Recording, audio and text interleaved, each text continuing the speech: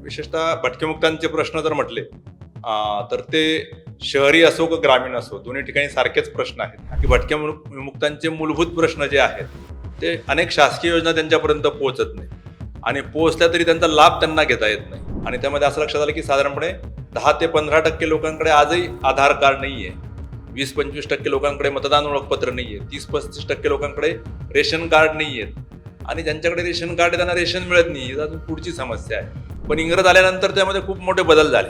त्यांनी या सगळ्या जमातींना गुन्हेगार घोषित केल्यामुळे तो जो शिक्का त्या काळापासून जो बसलेला आहे तो अद्यापही स्वातंत्र्य मिळाल्यानंतर देखील पुसला गेलेला नाहीये. म्हणजे त्या नंदीवाला हा पूर्वीच्या काळी येऊन आपल्याला निसर्गात काय काय बदल घडणार आहे, शेतकऱ्याने काय केलं पाहिजे, पाऊस पाणी कसा येणार आहे याच्याबद्दलचं भाकीत तो वर्तवत होता. मुघल काळामध्ये अनेक आक्रमणं झाली, त्याच्यामध्ये अनेक देवळांचा नाश झाला. अगदी आपण बघतो की तुळजाभवानीचं मंदिर देखील फोडलं गेलं. मग तो बंजारा समाज असो, मरियावाला असो, या सगळ्यांनी देवदेश धर्मासाठी आपलं बलिदान केलेलं आहे. आणि तुमचे देवदेश हे राखून ठेवण्यामध्ये, त्याला सांभाळून ठेवण्यामध्ये यांचं सगळ्यात मोठं योगदान आहे. राज्य शासनातले काही अधिकारी, महानगरपालिकेचे काही अधिकारी, काही बिल्डर्स, काही स्थानिक राजकारणी हे सगळे एकत्रित संगनमत करून ह्या भटकेयुक्तांना थोडेसे पैसे देऊन कसं हाकलता येईल, म्हणजे त्यांना पैसे देऊन त्यांना हाकलणं आणि त्यांचं जे काही घर आहे त्या घराला कब्जा मिळवणं. नमस्कार, मी सागर देवरे आणि माझ्यासोबत उपस्थित आहेत कॅमेऱ्यावर जयेश पाटील आणि संदेश गुले. महाएम टीव्हीच्या विशेष मुलाखतीमध्ये आपले सर्वांचे सहर्ष स्वागत. राज्यातील भटके विमुक्त प्रवर्गातील अनेक जे समाज आहेत, पारधी, कोल्हाटी, मसनजोगी, कैकाडी, वडार, वंजारी आणि नंदीवाला अशा अनेक समाजाचे विविध प्रश्न आहेत. आणि या सर्व समाजाच्या प्रश्नांवर सातत्याने राज्यामध्ये काम करणारी भटके विमुक्त परिषद ही संघटना आहे. आणि या संघटनेने नुकताच राज्याचे माननीय राज्यपाल जिष्णुदेव वर्मा यांच्याशी भेट घेतली आहे आणि या प्रवर्गाच्या विशेष काही मागण्या माननीय राज्यपालांसमोर या संघटनेच्या मार्फत ठेवण्यात आल्या होत्या. आणि या भटके विमुक्त परिषदेचं शिष्टमंडळ राज्यपालांसमोर उपस्थित होतं. आणि या शिष्टमंडळातून आज भटके विमुक्त परिषदेचे माननीय अध्यक्ष आदरणीय उद्धवजी काळे आणि कोषाध्यक्ष आदरणीय नरेश पोटे आज आपल्यासोबत उपस्थित आहेत आपल्या स्टुडिओमध्ये. ह्या भेटी दरम्यान त्यांनी काय मागण्या केल्या आणि माननीय राज्यपालांसमोर काय विषय ठेवले भटके विमुक्त प्रवर्गासाठी, या सर्व मागण्यांचा पाठपुरावा आणि विशेष संवाद आपण त्यांच्याशी साधणार आहोत. सर, आपले सहर्ष स्वागत आणि सर्व आपल्या दोघांना नमस्कार. धन्यवाद. सर, भटके विमुक्त परिषद आज राज्यभर काम करत आहेत आणि परिषदेच्या माध्यमातून कोणत्या प्रश्नांवर सर्वाधिक लक्ष आपण केंद्रित केले आतापर्यंत, यावर नागरिक आपल्या प्रेक्षकांना आपण काय सांगतो? गेल्या 1991 पासून भटकेमुक्त विकास परिषद ही आपल्या 4 आयामांवर काम करीत आहे. शिक्षण, स्वावलंबन, सन्मान आणि सुरक्षा अशा 4 बिंदूंना घेऊन पूर्ण महाराष्ट्रभर भटकेमुक्त विकास परिषद ही आपले काम करीत आहे. विशेषतः शिक्षणाचा विचार केला आपण तर भटकेमुक्तांमध्ये शिक्षणाची गंगोत्री त्यांच्या घरापर्यंत पोहोचावी यासाठी 1993 पासून भटकेमुक्त विकास परिषदेच्या माध्यमातून यमगरवाडी सेवा प्रकल्प हा चालवला जातो. आणि त्यामध्ये एकलव्य प्राथमिक आणि माध्यमिक आश्रमशाळा आपण चालवतो. त्याचबरोबर पालावरची शाळा हा एक अतिशय अभिनव उपक्रम आपण प्रत्येक भटकेमुक्तांमधल्या समाज घटकांपर्यंत पोहोचण्यासाठी आणि त्यांच्या मुलांना शिक्षणाच्या प्रवाहात आणण्यासाठी आपण प्रयत्न करतो. पालावरची शाळा या माध्यमातून. पालावरची शाळा म्हणजे प्रत्यक्षात त्या वस्तीतल्या तांड्यातल्या झोपडीमध्ये जाऊन त्यांच्या पालावर जाऊन आपण त्यांना शिक्षणाच्या प्रवाहात आणण्यासाठी प्रयत्न करतो. आणि त्या वस्तीमध्येच एखादी शिक्षिका आपण नियुक्त करतो, तिला प्रशिक्षण देतो आणि त्यामार्फत त्या मुलांचा अभ्यास आपण घेतो. साधारणपणे 1 ते 14 वयोगटातली मुलं या शाळेमध्ये येतात आणि त्यांना आपण वाचन, लेखन, इंग्रजीचं प्राथमिक ज्ञान तसेच गणिताच्या सगळ्या क्रिया ह्या आपण त्यांच्याकडनं करून घेतो आणि त्यांना शिक्षणाच्या प्रवाहामध्ये आणण्यासाठी आणि विशेषतः प्रमाण शाळेमध्ये त्यांची उपस्थिती चांगली राहावी यासाठी आपण प्रयत्न करतो. तर या अनुषंगाने 1-2 विशेष प्रश्न विचारावं वाटतात. म्हणजे की ही जी कामे जी आपण सांगितली की भटके विमुक्त परिषद ही कामे आपण समाजासाठी करतो, त्याच्यामध्ये म्हणजे आता आपण सांगितल्याप्रमाणे विशेषतः ग्रामीण आणि शहरी भाग आपण जर पाहायला गेलो तर ग्रामीण भागामधले हे जे कामं वगैरे म्हणजे अशा राबवल्या जातात. शहरी भागामध्ये राहणाऱ्या भटके विमुक्त समाजासाठी आपले काय कामं चालतात आणि हे दोन्ही काम म्हणजे हे सर्व काम ही गती पुढे चालत असताना आपल्या समोर काय आव्हानं असतात? विशेषतः भटकेमुक्तांचे प्रश्न जर म्हटले तर ते शहरी असो का ग्रामीण असो दोन्ही ठिकाणी सारखेच प्रश्न आहेत. नक्कीच. उलट शहरी भागामध्ये जास्त मोठ्या प्रमाणात ते प्रश्न भेडसावतात, खरी गोष्ट आहे. कारण त्यांना राहण्यासाठी घर नसतं. शहरामध्ये स्लम एरियामध्ये कुठेतरी रस्त्याच्या कडेला त्यांची झोपडी असते, गावकुसाबाहेर त्यांची घरं असतात. ग्रामीण भागाचा जर विचार केला तर समस्या सारख्याच आहेत. शहरामध्ये उलट त्या अधिक प्रकर्षाने जाणवतात आणि त्याच्यामध्ये घरकुल ही त्यांची सगळ्यात महत्वाची समस्या असते. त्यामुळे कुठेतरी रस्त्याच्या कडेला झोपडी करून पाल टाकून ती राहत असतात आणि ग्रामीण भागातले रोजगार नष्ट झाल्यामुळे विशेषतः सगळ्यांची धावी शहराकडे असते. त्याच्यामुळे स्लम एरिया असतील किंवा झोपडपट्टी एरिया असेल किंवा रस्त्याचे पूल वगैरे या ठिकाणी जिथे मिळेल तिथे अगदी सिग्नलवर पण आपल्याला काही समाज बांधव आपली उपजीविका करताना दिसतात, विशेषतः पारधी समाजाचे. राईट. म्हणजे पाहायला गेलं तर सर हा प्रवर्ग जो आहे हा उपजीविकेसाठी आणि पोटापाण्यासाठी आजपर्यंत भटकंतीमध्ये वावरत आलेला आहे आणि आत्ताच्या काळामध्ये जर पाहायला गेलं तर जिथे शासकीय कागदपत्रांची किंवा ओळखपत्रांची फार मोठी गरज लागते तर भटकंती करत असताना या प्रवर्गाकडून एक कंप्लेंट नेहमी असते की त्यांच्याकडे की आमच्याकडे या म्हणजे ओळखपत्रांशी या कागदपत्रांशी फारकत झाले, विसंगत झाले. बरोबर आहे, बरोबर आहे. आपलं या प्रवर्गाची सर्वात मोठी तक्रार आहे. नुसतं शिक्षण, स्वावलंबन, सन्मान, सुरक्षा या बिंदूवर काम करत असताना असं लक्षात आलं की भटक्या विमुक्तांचे मूलभूत प्रश्न जे आहेत ते अनेक शासकीय योजना त्यांच्यापर्यंत पोहोचत नाहीत आणि पोहोचल्या तरी त्यांचा लाभ त्यांना घेता येत नाही. याचं मुख्य कारण म्हणजे त्यांच्याकडे असलेल्या कागदपत्रांचा अभाव. मग त्याच्यामध्ये अगदी साधी जरी गोष्टीचा विचार केला तर आधार कार्ड सुद्धा त्यांच्याकडे नसतं, की जे आपण मूलभूत म्हणतो. मूलभूत कागदपत्र जे आहे की माझं ओळख, आयडेंटिटी दाखवणारा कागद जर कुठला असेल तर तो आधार आहे, पण ते देखील त्यांच्याकडे नसतं. कारण आधार काढण्यासाठी जन्माचा दाखला त्यांच्याकडे नसतो. भटकंतीमुळे अनेकदा त्यांच्या जन्माची नोंद होत नाही आणि त्यामुळे त्यांच्याकडे जन्मदाखला नसतो, त्यामुळे आधार कार्ड नसतं. आधार नसतं त्यामुळे रेशन कार्ड नसतं. रेशन कार्ड नसतं त्यामुळे मतदान कार्ड नसतं. आणि त्याच्यासाठी जातीचा दाखला मिळवणं तर हे अतिशय महत्वाचं आणि दिव्य असं काम आहे. एखाद्याला जातीचा दाखला मिळाला म्हणजे अक्षरशः आकाशातून तारे तोडून आणण्यासारखं काम आहे त्याच्यासाठी. कारण याच्यासाठी लागणारे कागदपत्र मिळवणं आणि त्यातून हे सगळे कागदपत्र त्याला मिळणं हे एक मोठं महादिव्य काम आहे.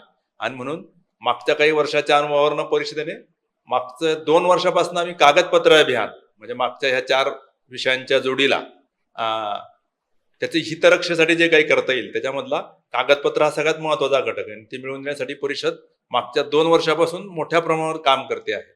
आणि आव्हानं नेमकी काय काय आली ही परिषदेमार्फत अशी उपक्रम राबवताना? म्हणजे हा समाज पाहायला गेलं तर शिक्षणाकडे फारसा म्हणजे अजूनही कुठेतरी वळलेला दिसत नाही किंवा वळण्याच्या प्रयत्नामध्ये असलेला दिसतो. तर भटके विमुक्त परिषदेला अशी उपक्रम राबवताना काय आव्हान आहे? आता मी जे सांगितलं की कागदपत्र अभियान जे आहे, तर अशा वस्तीवर ज्यावेळेस आमचे कार्यकर्ते जायचे त्यांना लक्षात आलं की आपण या विषयावर काम केलं पाहिजे आणि नुसतं ओरडून भागणार नाही की अनेकांकडे दाखले नाहीये.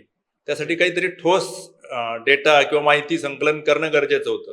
आणि म्हणून आम्ही मागच्या वर्षामध्ये साधारणपणे 30 जिल्ह्यामध्ये 159 तालुक्यात आणि 567 वस्त्यांवर आम्ही प्रत्यक्ष सर्वेक्षण केलं. साधारणपणे 950 कार्यकर्ते आमचे दारोदार फिरून वस्तीवर पालापालावर जाऊन आम्ही 62,000 लोकांचं सर्वेक्षण केलं. आणि त्यामध्ये असं लक्षात आलं की साधारणपणे 10 ते 15% लोकांकडे आजही आधार कार्ड नाहीये. 20-25% लोकांकडे मतदान ओळखपत्र नाहीये. 30-35% लोकांकडे रेशन कार्ड नाहीयेत. आणि ज्यांच्याकडे रेशन कार्ड त्यांना रेशन मिळत नाही, ही अजून पुढची समस्या आहे. आणि साधारणपणे 60 ते 65% लोकांकडे जन्माचा दाखला आणि 70% लोकांकडे जातीचा दाखला नाहीये, की ज्या आधारावर शासकीय योजना ठरतात, शासकीय योजना दिल्या जातात. त्यामुळे जातीचा दाखला हा सगळ्यात महत्वाचा कागद त्यांना हवा असतो, पण तोच त्यांच्याकडे नसतो. तर हे एक मोठं आव्हान होतं परिषदेपुढे. आणि आम्ही आमच्या साधारणपणे 1000भर कार्यकर्त्यांच्या मदतीने हे सगळं आव्हान पेललं आणि मागच्या वर्षी जे सर्वेक्षण केलं 62,000 प्लस लोकांचं सर्वेक्षण केलं. आता ती संख्या साधारणपणे 1 लाखाच्या आसपास आमची जाऊन पोहोचलेली या वर्षभरामध्ये.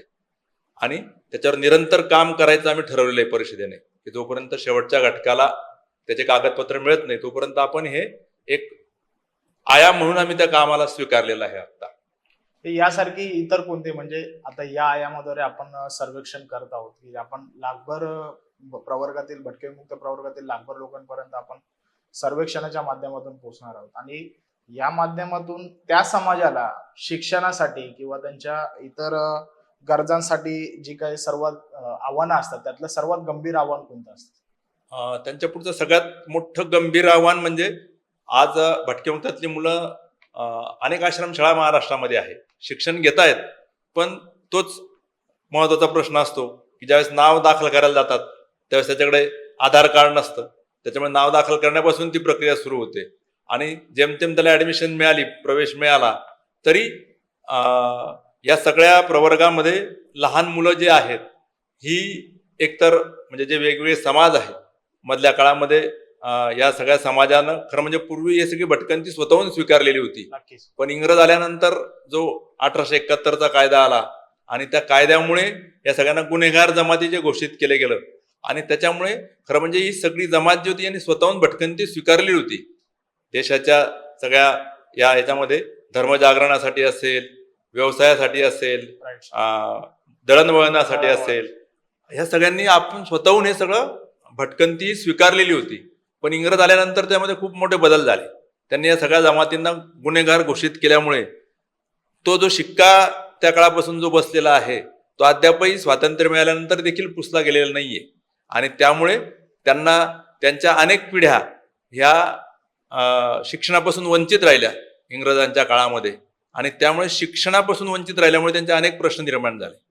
गावागाड्यापासून अलग राहिल्यामुळे, भटकंतीमुळे, कधी चोरीमारी पण त्यांना करावी लागली असेल उपजीविकेसाठी, पण ती इंग्रजांच्या ह्या फूट पाडण्याच्या वृत्तीमुळे म्हणा किंवा यांच्याकडे संशयाने पाहण्याच्या वृत्तीमुळे म्हणा आजही सामान्य मनुष्य त्यांच्याकडे त्याच दृष्टीने अजूनही बघतोय. खूप मोठी दरी भटकेमुक्त आणि अन्य समाजामध्ये आहे. ती दूर करण्यासाठीचा प्रयत्न, त्यांना सन्मान मिळवून देण्यासाठी, त्यांचा पूर्वीचा अतिशय गौरवशाली इतिहास समाजापुढे मांडण्याचं पण आम्ही काम करतो. खरं म्हणजे या सगळ्या भटकेमुक्तांना त्यांचं स्वअस्तित्व आणि त्यांचा स्वाभिमान, त्यांचा गौरव हा समाजापुढे पुनर्स्थापित करणे हीच मोठी काळाची निकड आणि गरज आहे असं आम्हाला वाटतं परिषद म्हणून. आणि सन्मान मिळवून देण्यासाठी म्हणून आमचं जे चौथं ब्रीदवाक्य आहे की शिक्षण, स्वावलंबन, सन्मान आणि सुरक्षा, तर सन्मान मिळवून देण्यासाठी त्यांचा अभ्यास करणं, त्यांच्या अध्ययनाद्वारे आम्ही त्यांचा अभ्यास करतो आणि तो समाजापुढे त्यांचा गौरवशाली इतिहास मांडतो. तर खरं म्हणजे त्यांना त्यांची स्वतःची जी ओळख विसरलेली आहे, भटकीमुक्त समाजाने स्वतः विसरलेली ओळख आणि समाजाने पण त्यांची ही जी ओळख विसरण्यासाठी इंग्रजांनी जी कुटील नीती अवलंबली होती, तर यातून बाहेर पडण्यासाठी त्यांचा गौरव पुनर्स्थापित करणं हेच खरं म्हणजे मोठं आव्हान परिषदेपुढे आणि अन्य समाजापुढे पण आहे. नक्कीच सर, फार महत्वाचा विषय आपण म्हणजे तुम्ही आता चर्चेदरम्यान सांगितलं की या समाजाकडे, या प्रवर्गाकडे संशयाच्या नजरेने आताही भारताच्या स्वातंत्र्याच्या 75व्या वर्षानंतर देखील आजही पाहायला जाते. ही सर्वात मोठी शोकांतिक आहे. MIMTVच्या वतीने नुकताच मुंबईतल्या नंदीवाला समाजाचं वास्तव दाखवण्याचा प्रयत्न झाला आणि त्यानंतर नंदीवाला समाजाने देखील अशीच तक्रार व्यक्त केली की आम्ही म्हणजे कदाचित हा प्रयत्न माध्यमावर आतापर्यंत पहिल्यांदा झाला असेल की MIMTVने मुंबईतल्या नंदीवाला समाजाचं वास्तव मांडण्याचा प्रयत्न केला आणि त्यानंतरही माध्यमाद्वारे ती मुलाखत प्रकाशित झाली, परंतु समाजातून काही लोकांच्या चर्चा झाल्या आणि आजही त्यांच्यावर म्हणजे त्यांचं असं म्हणणं आहे की सुरक्षा यंत्रणेद्वारे आमच्या प्राण्यांवर कारवाई होते, आमच्यावर कारवाई होते, आम्ही ज्या ठिकाणी वस्तीवर, ज्या ठिकाणी कोण्यामध्ये राहतो, रस्त्याच्या फुटपाथवर जिथे राहतो त्या ठिकाणी देखील आमच्यावर कारवाई होते. या सर्व गोष्टींवर म्हणजे आज आपण आता मगाशी सांगितलं की शहरी आणि ग्रामीण भागातल्या भटक्या विमुक्त प्रवर्गातल्या समस्या या एक समान आहेत आणि कुठेतरी त्याच्यामध्ये संगती आहे आणि अशा वेळी जेव्हा नंदीवाला समाजाच्या अशा समस्या असतात तेव्हा याच ठिकाणी पोतराजाच्या समस्या आहे, मसनजोगी आणि इतर अनेक प्रवर्गाच्या समस्या, या समाजाच्या समस्याकडे आपण कसे पाहतो आणि याच्यावर आपण काय काम करतो सर? भटकेमुक्त प्रवर्गातला प्रत्येक व्यक्ती ही एक समस्या आहे. समस्या आहे म्हणजे त्याला अनेक समस्यांना सामोरं जावं लागतं आणि त्याच्यामुळे प्रत्येकाला त्याचा हक्काचं मिळवून देणे आणि त्याच्या हक्कासाठी लढणे म्हणजे त्याची छोटीशीच गरज आहे. समजा नंदीवाला जर शहरात आला तर त्याच्या बैलाला चारा पाणी मिळत नाही, मिळालं तरी रस्त्याच्या कडेला तो कुठेतरी थांबतो रात्री आणि त्यांच्यावर काही समाजकंटक पण त्रास देण्याचा प्रयत्न करत असतात आणि यातून त्या समाजाची व्यथा अजूनही समाजापर्यंत पोहोचते नाही असंच म्हणावं वाटतं. आणि ही सगळी व्यथा दूर करायची असेल तर समाजाने पण समजून घेतलं पाहिजे, अधिकाऱ्यांनी पण सुहृदयतेने त्या दृष्टीकडे बघितले पाहिजे. जरी पेटासारखे जरी कायदे असले, समजा प्राणी सुरक्षा कायदा जरी असला, तरी अशा प्राण्यांना शिकवणं म्हणजे त्यांची कला, म्हणजे त्यांना त्यांच्याशी बोलून त्यांना शिकवणं ही देखील कला ज्या अर्थी आपण समजतो. म्हणजे एखाद्या आपल्या घरी असलेल्या पाळीव कुत्र्याला आपण शिकवण्यासाठी 1000 रुपये खर्च करतो, हो. परंतु हा याच्याकडे उपजत ते ज्ञान आहे. नंदीवाला असेल किंवा माकडवाला असेल किंवा अस्वरवाला असेल, तर अशा प्राण्यांना शिकवणं आणि त्यांच्याकडनं काही गोष्टी करून घेणं, कृती करून घेणं, हे खरं म्हणजे प्राणी सुरक्षा कायद्याच्या अंतर्गत त्याला छळ केला तर ते होईल, परंतु त्याच्यात ज्ञान समजून घेऊन त्याच्याकडनं कृती करून घेणं हे मला वाटतं ही वेगळी गोष्ट आहे. त्याचा ही छळ कला आहे, करणं ही एक वेगळी प्रकारची गोष्ट कला आहे. आहे असं आपण हा, म्हणू शकतो. ती एक प्रकारची कला आहे आणि खरं म्हणजे त्याच्याकडे त्या दृष्टीने बघितलं गेलं पाहिजे. ते एक प्राचीन ज्ञान भांडार आहे सगळं, आणि ते सगळं चालतं बोलतं ज्ञान भांडार आहे. म्हणजे त्या नंदीवाला हा पूर्वीच्या काळी येऊन आपल्याला निसर्गात काय काय बदल घडणार आहे, शेतकऱ्याने काय केलं पाहिजे, पाऊस पाणी कसा येणार आहे, याच्याबद्दलचं भाकीत तो वर्तवत होता. खरं म्हणजे त्याच्या भटकंतीमुळे, त्याच्या अभ्यासामुळे तो या सगळ्या गोष्टी सहजतेने सांगू शकत होता. म्हणजे आता सर पार्श्वभूमी पाहायला गेली तर फक्त इंग्रजांपुरतीच मर्यादित नाही, तर भारतावर मुघलांचे देखील आक्रमण बरोबर आहे, बरोबर आहे. आणि ही आक्रमण तर एवढी राक्षसी प्रमाणाची होती की आपल्या हिंदू समाजाला, उत्तरेमध्ये राहणाऱ्या हिंदू समाजाला फार मोठ्या या आक्रमणाला बळी पडावं लागलं. तेव्हा असा भटके विमुक्त प्रवर्गातला हा जो प्रवर्ग आहे, हा लोकांसमोर देव जागृत करण्यासाठी जिथे नंदी असो किंवा ते कडक लक्ष्मीवाले असो, हे म्हणजे लोकांपर्यंत देव घेऊन जात होते. अगदी त्या खरं आहे. काळापासूनचा हा इतिहास आहे आणि आज या समाजावर अशी वेळ आहे. बरोबर आहे, अगदी खरं आहे. म्हणजे अगदी जेव्हा पहिल्यांदा अशी आक्रमणं झाली, मुघल काळामध्ये जेव्हा अशी आक्रमणं झाली, खरं म्हणजे महाराणा प्रतापांना देखील या गोष्टीसाठी संघर्ष करावा लागला. आणि त्या काळामध्ये त्यांना साथ देणारे जे कोणी असतील तर ते भटक्यांमधलेच होते. आजही त्यांच्याबरोबर आपण जर बघितलं, गाडी लोहार जो समाज आहे, ज्याला हिंदीमध्ये गडिया लोहार म्हणतात, या समाजाने महाराणा प्रतापांबरोबर आपलं जीवन हे गाडीमध्ये व्यतीत केलेलं आहे. जोपर्यंत आमच्या राजाला त्याचं राज्य परत मिळत नाही, जोपर्यंत तो उदयपूर आपलं परत जाणार नाही त्यांच्या राजधानीत, तोपर्यंत आम्ही सुद्धा त्याच्याबरोबर भटकंती करू, त्याला शस्त्र बनवून देऊ, असा सांगणारा तो गाडिया लोहार समाज आहे. खरं म्हणजे त्या काळामधल्या अनेक समाजांनी, म्हणजे राजपूत असेल, कतारी असेल, सिकलकर असेल, अशा सगळ्या समाजाचं सहकार्य या सगळ्या राजा महाराजांना, विशेषतः छत्रपती शिवाजी महाराज असतील, महाराणा प्रताप असतील, यांना त्या काळात मिळालेलं आहे. आणि ज्या वेळेला मुघल काळामध्ये अनेक आक्रमणं झाली, त्याच्यामध्ये अनेक देवळांचा नाश झाला. अगदी आपण बघतो की तुळजाभवानीचं मंदिर देखील फोडलं गेलं. अशा काळामध्ये आपल्या देवता कशा आहेत हे घरोघर पोहोचण्याचं काम जर कोणी केलं असेल तर ते मर्याईवाले समाजाने केलंय. अगदी डोक्यावर तो मंदिराचा हे घेऊन, हा तुमचा देव, ही तुमची देवता आहे असं सांगणारा कुठला समाज असेल तर तो मर्याईवाला आहे. आणि आपल्याकडे लक्ष वेधून घ्यावं म्हणून तो स्वतःच्या अंगावर कोरडे ओढून घेतो आणि मग तुमचं लक्ष वेधतो की मी तुमच्या दाराशी आलोय, तुमचे देव घेऊन तुमच्या दाराशी आलोय, असं सांगणारा समाज म्हणजे मर्याईवाला समाज. म्हणजे सर आता पाहायला गेलं की हे सगळे समाजाचा इतिहास एवढा मोठा आहे आणि भारताच्या 75वी भारताचा अमृत महोत्सव आपण स्वातंत्र्य वर्ष आपण साजरा करतो.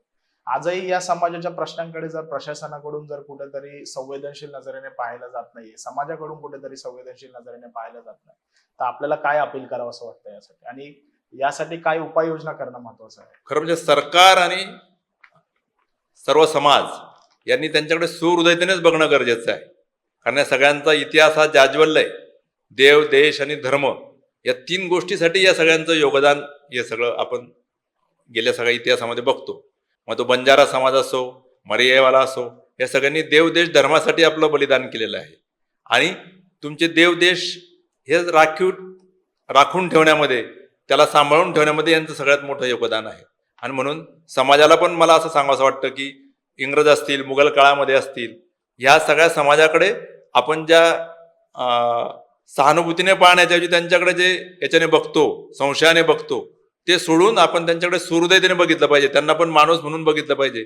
आणि जोपर्यंत या सगळ्यांचा विकास होणार नाही तोपर्यंत आपला देश सुद्धा परमविवाह जाणार नाही. ज्या काळामध्ये हे सगळे भटकीमुक्त अतिशय मोलाचं योगदान देत होते आपल्या सगळ्या देशाच्या जीडीपी मध्ये, म्हणजे देश स्वतंत्र होण्यापूर्वी आपल्या देशाचा जीडीपी 35% आसपास होता. तो कोणामुळे होता? तो सगळ्या या भटक्या मुक्तांच्या योगदानामुळे होता. आज त्यांच्याकडेच दुर्लक्ष होत आहे. आणि म्हणून त्यांच्याकडे लक्ष दिलं आणि त्यांच्यातली कला असेल, त्यांच्यातली कारागिरी असेल, यांच्याकडे लक्ष दिलं, तिला नवीन रूपामध्ये मांडण्याची संधी मिळाली, तर नक्कीच भटके विमुक्तांचा जो गौरव आहे पूर्वीचा, आणि तोच देशाचा पण गौरव आहे, आणि तो जर पुनर्प्राप्त करायचा असेल तर सरकारला सुद्धा यांच्यासाठी काही विशेष योजना, विशेष तरतुदी कराव्या लागतील. खरं म्हणजे 1952 मध्ये हा कायदा मागे घेतला गेला, 1871चा. त्याच्यानंतर साकल्याने त्यांच्यासाठीच्या काही योजना सरकारने आणायला आवश्यक होत्या. खरं म्हणजे त्यासाठी एक वेगळा आयोग, जसा अनुसूचित जाती जमातीसाठी वेगळा आयोग आहे, तसा वेगळा आयोग हा भटकेमुक्तांसाठी पण हवा होता. अगदी 1952 पासूनच हवा होता, परंतु तो आज काय तसा आयोग झालेला नाही. 2 आयोग आले, रेणके आयोग आला, दादा इदाते आयोग आला, परंतु स्थायी आयोग अजूनही भटकेमुक्तांसाठी आलेला नाहीये, जेणेकरून त्यांचे प्रश्न सातत्याने सोडवले जातील. त्याचप्रमाणे भटकेमुक्तांसाठी स्वतंत्र असं धोरण पण अस्तित्वात नाहीये. युवकांसाठी धोरण आहे, अनुसूचित जाती जमातीसाठी स्वतंत्र धोरण आहे, भटकेमुक्तांसाठीचं स्वतंत्र धोरणच अस्तित्वात नाही.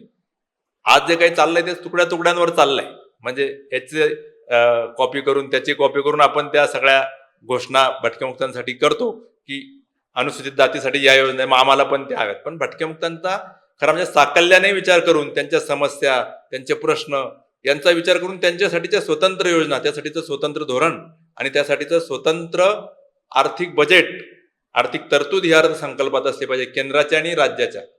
म्हणजे अशा आयोग जे आहे ते केंद्राने तयार करावे आणि राज्याने पण तसे आयोग वेगवेगळ्या राज्यामध्ये व्हावेत, तरच भटकेमुक्तांच्या प्रश्नांना कुठेतरी लवकरात लवकर न्याय मिळू शकेल असं मला वाटतं. सर, 1991 साली भटके विमुक्त परिषदेची स्थापना झाली. या एवढ्या मोठ्या कालखंडामध्ये म्हणजे आतापर्यंतच्या ज्या काही मागण्या आपण सरकारसमोर व्यक्त केल्या, ज्या मांडल्या, त्यापैकी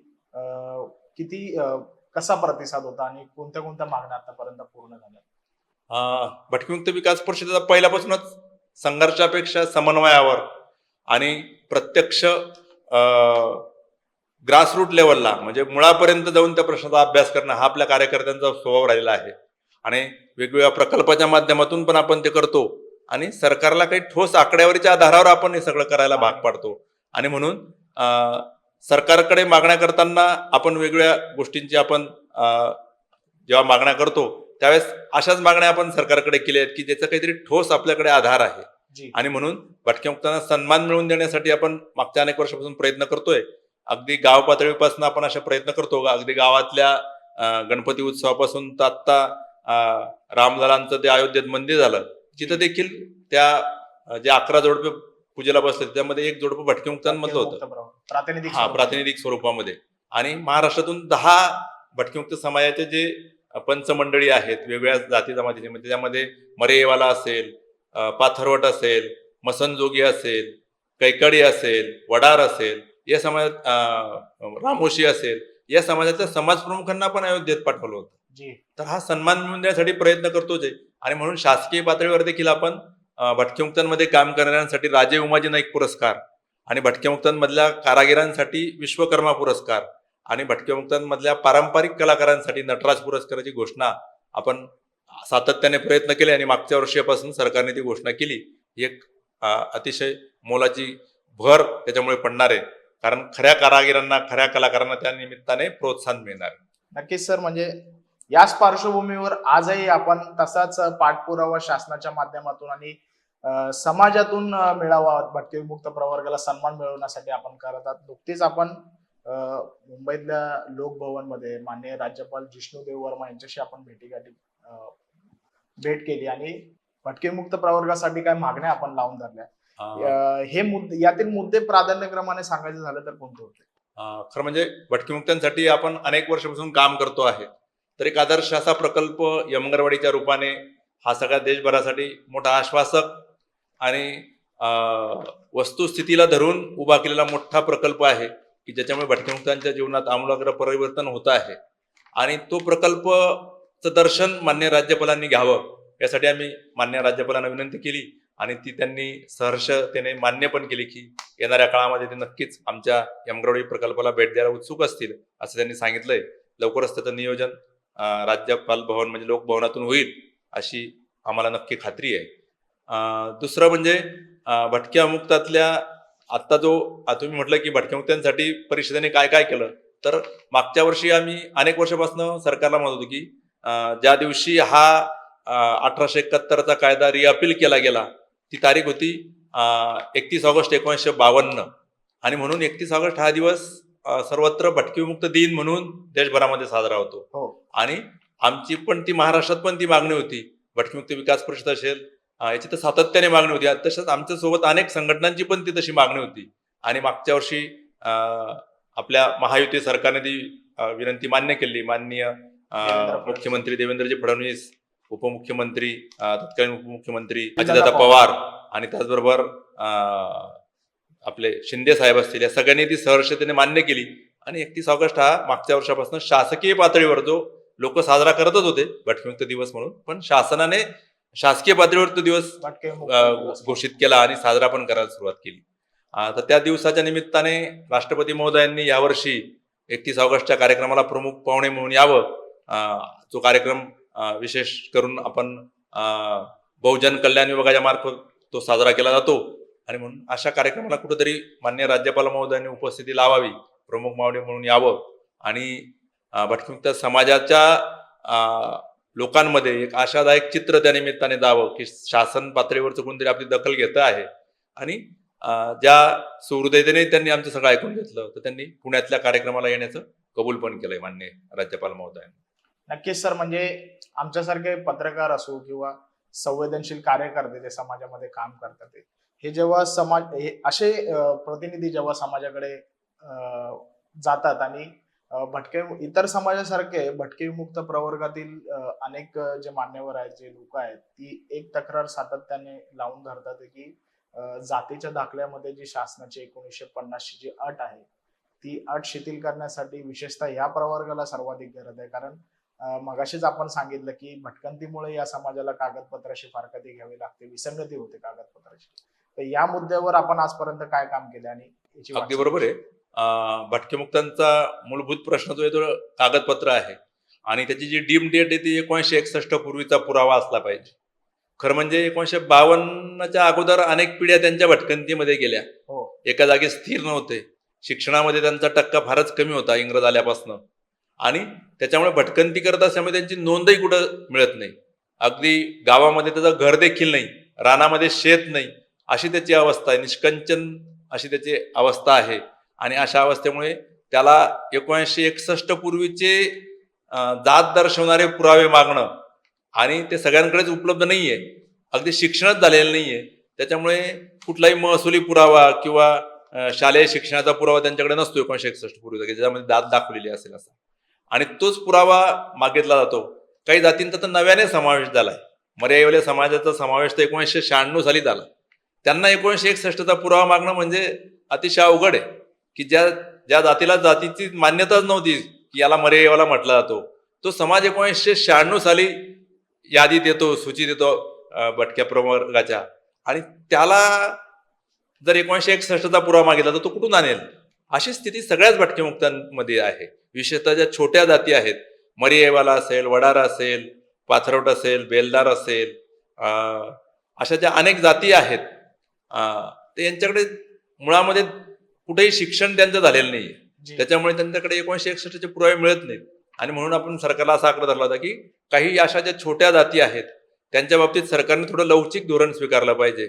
आणि 1961च्या पुराव्याच्या ऐवजी त्यांच्या गृह चौकशीच्या आधारे त्यांचे देवदेवता कुठले, त्यांच्या चालीरीती कुठल्या आहेत, त्यांच्या बोलीभाषा कुठल्या आहेत, याचं गाव पातळीवर जाऊन, म्हणजे ज्याला आपण प्रत्यक्ष स्थळ पाहणी असं जे म्हणतो, त्या आधारे करावं. त्या संदर्भातले GR पण सरकारचे आहेत, परंतु त्याच्यावर विशेषतः अंमलबजावणी होत नाहीत. आणि त्यामुळे त्यातून सरकारला अशी भीती वाटते की त्यातून काही जे नाही आहेत, म्हणजे बोगस लोक त्यातून काही फायदा घेतील असं सरकारला वाटतं. ते होऊ नये, आमची पण तशीच इच्छा आहे. परंतु जे खरे लोक आहेत ते पण वंचित राहू नये या सगळ्यापासून. आणि म्हणून गृह चौकशी करून त्यांना जातीचा दाखला मिळावा अशी आपण मागणी करतो. आणि बऱ्याच ठिकाणी तशा गृह चौकशीच्या आधारावर, म्हणजे कोल्हापूर असेल, सोलापूर असेल, बीड असेल, परभणी असेल, लातूर असेल, इथल्या सगळ्या जिल्हाधिकाऱ्यांनी सुहृदयतेने हे प्रश्न सोडवले. आणि म्हणून तिथं मोठ्या प्रमाणात जातीचे दाखले आपल्याला मिळू शकले. पण अजूनही शहरामध्ये गृह चौकशीच्या आधारावर दाखले मिळवण्यामध्ये खूप मोठी अडचण आहे. आणि ती अडचण दूर करण्यासाठी सरकार प्रयत्नशील आहे. सरकारशी आपण वेळ पडली तर त्यासाठी समन्वय भांडतो पण आणि आपले प्रश्न लावून पण धरतोय. नक्कीच ते प्रश्न येणाऱ्या काळामध्ये अतिशय बिकट आहेत आणि ते सुटले पाहिजे असं आम्हाला पण वाटतं. आणि म्हणून या विषयावर अधिक गांभीर्याने विचार करणं सरकारला पण आवश्यक आहे. खरी माणसं जातीच्या दाखल्यापासून वंचित राहू नये हा नक्कीच सरकारला विचार करावा लागेल आणि सरकार त्या दृष्टीने विचार करतही आहे.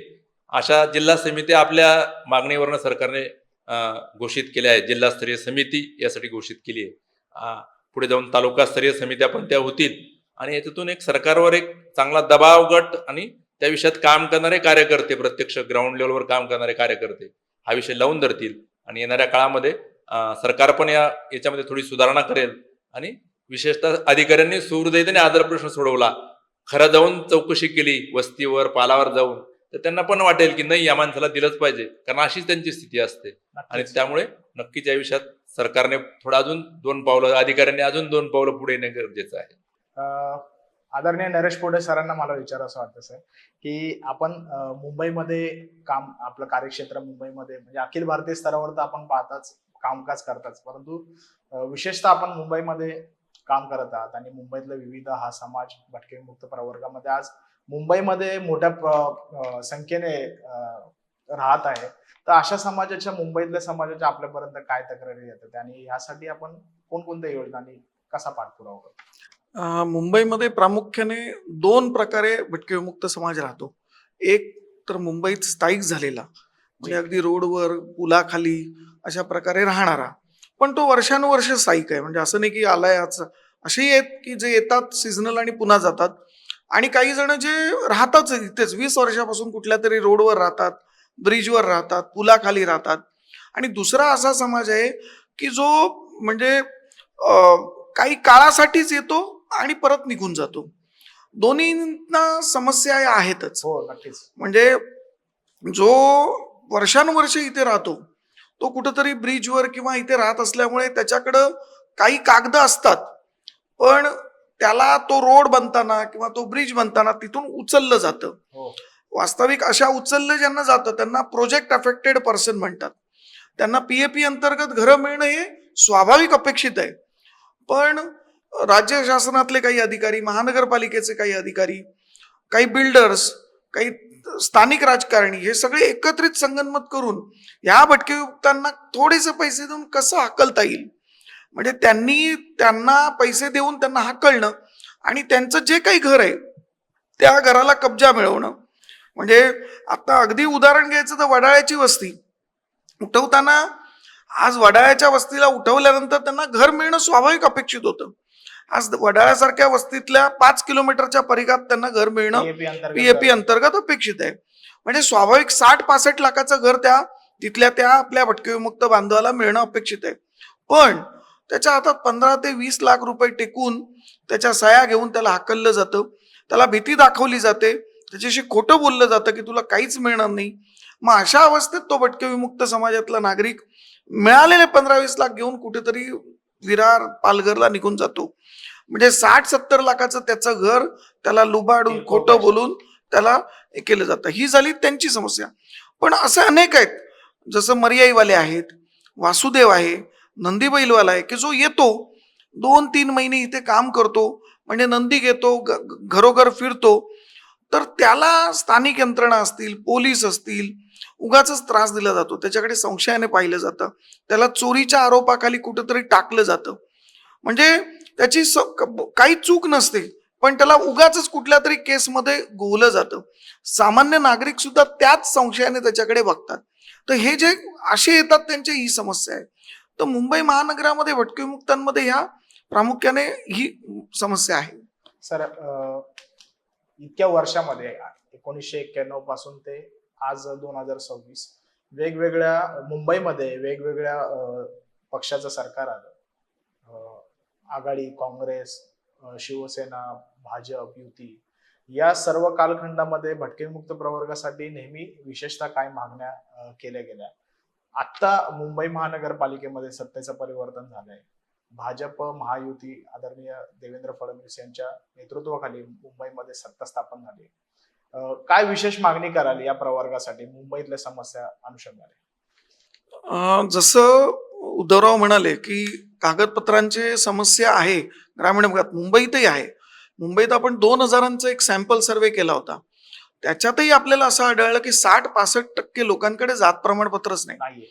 आणि आधार वगैरे 15-20% लोकांकडे नाहीये. मुंबईमध्ये ज्यावेळेला आपण असे कॅम्प लावले तर ते फेल गेले होते, म्हणजे आधीच्या काळात जे लावले गेले ते.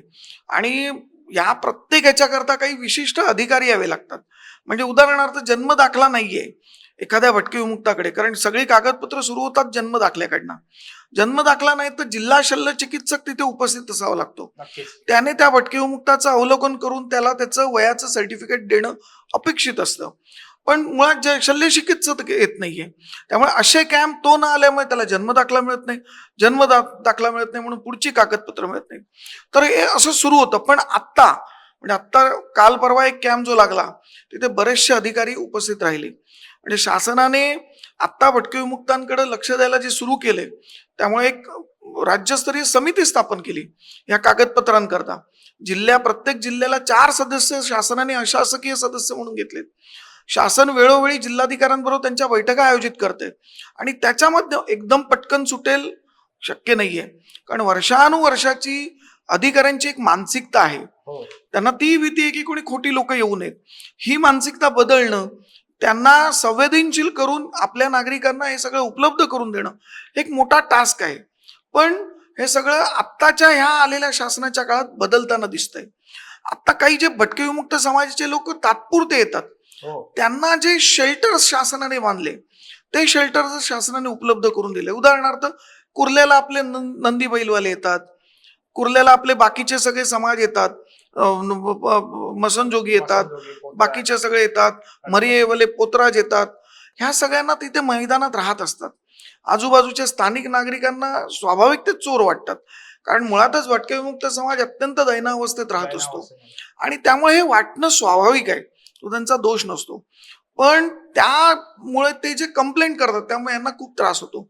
तर यांना ते जे शेल्टर होम बांधलेले आहेत शासनाने बेघरांसाठीचे, तिथे तात्पुरता निवास देता येईल का ह्याच्या शासनाने विचार केला पाहिजे. असे जे नागरिक ज्यांना PAP अंतर्गत फसवणूक होते त्यांच्याकरता शासनाने विशेष लक्ष देऊन अशा अधिकाऱ्यांवरती अंकुश केला पाहिजे. तर हे जर काही गोष्टी जर इथल्या सरकारने मुंबईसाठी विशेष लक्ष दिल्या, मान्य मंत्री असतील, मान्य अधिकारी असतील, तर भटके विमुक्तांचं मुंबईमधलं जीवन सुसह्य होईल. कारण पूर्ण देशभरातला भटका मुंबईत आहे. जसा महाराष्ट्रातला आहे तसा अख्ख्या देशातला भटका मुंबईत आहे. नक्कीच सर, ज्याप्रमाणे भटके विमुक्त विकास परिषदेने आतापर्यंत लाखभर लोकांचं जो सर्वेक्षण केलं, त्याच सर्वेक्षणाच्या पार्श्वभूमीवर म्हणजे आपण तर नक्कीच अभ्यास करतच आहात, पण याच पार्श्वभूमीवर असाही एक सर्वेक्षण झालं पाहिजे की असे किती लोकांवर अत्याचार झाले, असे किती लोकांचे प्रश्न समाजासमोर आहेत, सरकार पुढे जे निवेदन जात नाही, तशा प्रकारची एक मागणी समाजाकडून भविष्यात येऊ शकते. सोबतच आता सर उद्धवजी तुम्हाला विचारायचं आहे, आपण काम करत आहात या भटके मुक्त प्रवर्गासाठी, नव्या पिढीकडून आपली काय अपेक्षा आहे? जी तरुण पिढी शिक्षण, स्पर्धा परीक्षा, उद्योग अशा क्षेत्रामध्ये पुढे येते, तर त्यांनी या समाजाच्या विकासासाठी काय काम केलं पाहिजे, कोणत्या गतीमध्ये सामील झालं पाहिजे? नक्कीच आज थोडं परिवर्तन होताना दिसतंय आपल्याला. अनेक भटकेमुक्त समाजातले तरुण व्यवसायाकडे वळत आहे, नोकरी मिळत आहे. अनेक तरुण असतील, सैन्य असेल, पोलीस असेल, वेगवेगळे शासकीय पदांमध्ये जी भरती होते आहे आणि यांच्याकडे खरं म्हणजे समाजाच्या खूप मोठ्या अपेक्षा आहेत. हो. आरक्षणाचा लाभ घेऊन ही सगळी मंडळी नोकरीत आली असतील किंवा उद्योग व्यवसायात स्थिरावत असतील, तर यांच्याकडनं साहजिकच सगळ्या समाजाच्या मोठ्या अपेक्षा आहेत. आणि खरं म्हणजे त्यांनी स्वतःहून पुढे येऊन त्यांनी जे भोगलं, ज्या अडचणीतून ते पुढे गेले, त्या अडचणी इतरांना येऊ नये म्हणून त्यांनी पण बॅक टू द सोसायटी केलं पाहिजे. म्हणजे आपण ज्या समाजातून आलो आहे अशा समाजाच्या विकासासाठी या सगळ्या तरुणांनी, या सगळ्या युवकांनी ज्यांना नोकरी लागली आहे, जे काही उद्योग व्यवसायात स्थिरावलेले आहेत, अशा सगळ्या अधिकारी असतील, कर्मचारी असतील, व्यावसायिक असतील, यांनी पुढे येऊन आपण आपल्या समाजाला काहीतरी देणं लागतो ही वृत्ती त्यांच्यामध्ये पण निर्माण झाली पाहिजे. आणि त्यांनी या समाजाला पे बॅक टू द सोसायटी, म्हणजे आपण समाजाला जे देणं लागतो ते देणं त्यांनी नक्की गरजेचं आहे. त्यांनी वेळेच्या रूपाने, त्यांनी धनाच्या रूपाने आपल्या तन मन धनाने जर प्रयत्न केला तर नक्कीच हा जो मागे राहिलेला जो समाज आहे त्यासाठी नक्कीच त्याचा मोठा फायदा होईल असं मला वाटतं. तर नक्कीच आणि आता भटके विमुक्त विकास परिषदेची जी प्रमुख मागणी होती की हा प्रवर्गासाठी एक विशेषता दिन राज्य शासनाने घोषित केला आणि आता नुकताच 31 ऑगस्टला हा आपल्या तोंडावर आहे हा दिन. तर भटके विमुक्त विकास परिषद 31 ऑगस्ट जो दिन आहे हा कसा साजरा करणार आहे आणि त्या माध्यमातून त्याची दखल शासन पातळीवर कशी जाईल, समाजावर कशी जाईल? खरं म्हणजे भटके मुक्तांना जे आपण 4 बिंदूंवर काम करतो तर त्या मधला जो महत्वाचा बिंदू सन्मान जो आहे तो त्या सन्मानाच्या रूपाने तो व्यक्त झाला पाहिजे असं मला वाटतं. नक्कीच या निमित्ताने भटके मुक्तांमधले जे काही कलाकार असतील, काही कारागीर असतील, काही सामाजिक उच्चपदस्थ कार्यकर्ते. सामाजिक कार्यकर्ते असतील, सरकारी अधिकारी असतील, अशा चांगल्या सगळ्या लोकांचा गौरव त्या निमित्ताने व्हावा. शासनाकडून त्यांची कला समाजापुढे यावी, त्यांचं समाजामधलं जे योगदान आहे, आपल्या देव देश धर्मासाठी त्यांनी केलेलं योगदान आहे ते अन्य समाजापुढे पण यावं यासाठी विशेष प्रयत्न सगळ्या स्तरावरून व्हावे. अगदी विद्यापीठ स्तरावरनं देखील तसे प्रयत्न व्हावे, कारण विद्यापीठ हे या सगळ्या गोष्टीचं एक मोठं केंद्र आहे. त्यातून जर हा सगळा विचार केला तसंच शासनाच्या सगळ्या ज्या धोरणं आहेत ती बनवताना आणि असा दिवस साजरा करताना ही पण एक भूमिका असली पाहिजे की या सगळ्या समाजाला बरोबर घेतल्याशिवाय, या सगळ्या समाजाला त्यांचे अधिकार दिल्याशिवाय, या सगळ्या समाजाला संधी दिल्याशिवाय आपल्याला आपल्या देशाची प्रगती, जे आपण म्हणतो आपला देश परमवैभवाला गेला पाहिजे, ती साध्य होऊ शकणार नाही. आणि ती साध्य करायची असेल तर या दिनाच्या निमित्ताने, ह्या दिनाचे औचित्य साधून या सगळ्या गोष्टींना प्रमोट करणं, पुढे आणणं आणि या सगळ्या समाजाला सामाजिक सन्मान आणि सुरक्षा प्रदान करणं हे सरकारचं आणि समाजाचं पण मोठं काम आहे. सगळ्याच गोष्टी सरकारने कराव्या असे आम्ही म्हणणार नाही, समाजाने पण त्या गोष्टी केल्या पाहिजे आणि भटकेमुक्ताच्या समाजातल्या पण लोकांनी यासाठी पुढे आलं पाहिजे आणि आपले जे हक्क आहे, आपले ज्या देश गौरवासाठी केलेलं जे काम आहे ते समाजापुढे पण मांडणं गरजेचं आहे. आणि समाजामध्ये आज जे एक वेगळं वातावरण आहे की आरक्षणावर हे सगळं चाललंय, तर आरक्षण ही मागे राहिलेल्या संधी प्राप्त करून देण्याचं एक धोरण आहे सरकारचं खरं म्हणजे. आणि त्याच्याकडे त्या दृष्टीने न बघता आपला जो बांधव आहे, जो मागे राहिला आहे, त्याला पुढे आणण्याची ही संधी आहे. आणि म्हणून या सगळ्या गोष्टींसाठी सरकारने विशेष प्रयत्न करावे 31 ऑगस्टच्या निमित्ताने. या आता तुम्ही जो एक प्रश्न विचारला थोड्या वेळापूर्वी की माननीय राज्यपाल महोदयांकडे पण आम्ही असं म्हटलं की ह्या ज्या छोट्या छोट्या जाती ज्या आहेत यांच्यातल्या काही समाजप्रमुखांना त्यांनी आमंत्रित करावं, त्यांच्याशी त्यांच्या प्रश्नांबाबत चर्चा करावी, त्यांचे प्रश्न समजून घ्यावेत. तर त्या गोष्टीला पण माननीय राज्यपाल महोदयांनी सहर्ष सकारात्मक अशी हे दाखवलंय. तर येणाऱ्या काळामध्ये या सगळ्या भटकेमुक्तांचं कल्याण हो, त्यांचा विकास हो, यासाठी सरकारने देखील अधिक चांगल्या रीतीने प्रयत्न करणं हेच या 31 ऑगस्टच्या निमित्ताने सरकारला पण सुचवावं असं वाटतं. नक्कीच भटके विमुक्त समाजाच्या प्रश्नांपासून ते राज्यपालांसोबत झालेल्या चर्चापर्यंत आणि पुढील वाटचालीपर्यंतच्या अनेक महत्वाच्या मुद्द्यांवर आपण आदरणीय उद्धवजी काळे आणि आदरणीय नरेशजी पोटे भटके विमुक्त विकास परिषदेचे प्रातिनिधिक स्वरूपामध्ये ते आज आपल्या स्टुडिओमध्ये उपस्थित राहिले आणि या चर्चेमध्ये त्यांनी अतिशय महत्वाच्या मुद्द्यांवर प्रकाश टाकलाय. आणि सर्वजन सुखी भवता हा जो आपला मूलमंत्र आहे यासाठी त्यांनी कामकाज केले आहे भटके विमुक्त परिषदेच्या माध्यमातून. आणि समाजाच्या शिक्षण, आरोग्य, कागदपत्रे आणि विकासाशी संबंधित प्रश्नांवर व्यापक चर्चा आज या माध्यमातून आपल्यासोबत त्यांच्याशी झाली आहे. यासाठी आपल्या दोन्ही मान्यवरांचे मनापासून आभार. आणि अशाच महत्वपूर्ण चर्चांसाठी, अशाच महत्वपूर्ण विषयांवर व्यक्त होण्यासाठी आपल्या MyMTV चॅनलला लाईक करा, सबस्क्राईब करा आणि आजच्या चर्चेमधल्या ज्या काही गोष्टी आहेत त्यावर आपले मत व्यक्त करण्यासाठी MyMTVच्या कमेंट बॉक्समध्ये आपलं मत नक्की व्यक्त करा. धन्यवाद.